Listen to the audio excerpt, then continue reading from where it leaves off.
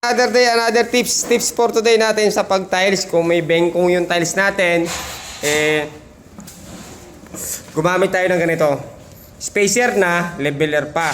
So, kagandahan kasi ito, pag medyo bengkong, nahapit nito. Yan, inahapit niya, tapos gagamitan ng panlock na yon. So, yun na yung tiles namin. May adhesive yan, may semento, may halong kunting ready fix, tapos naka-trowel. Yan.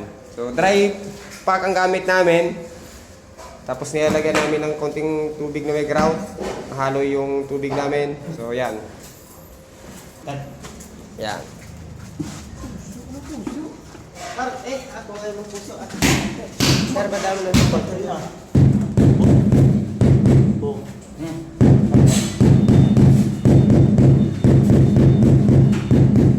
Ito guys, oh.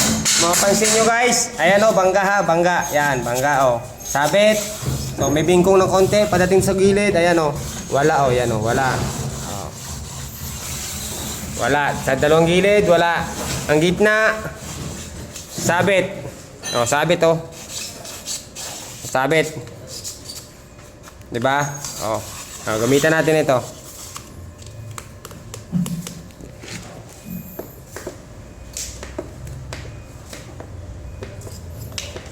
Ayan na. Pati pa. Meron pa.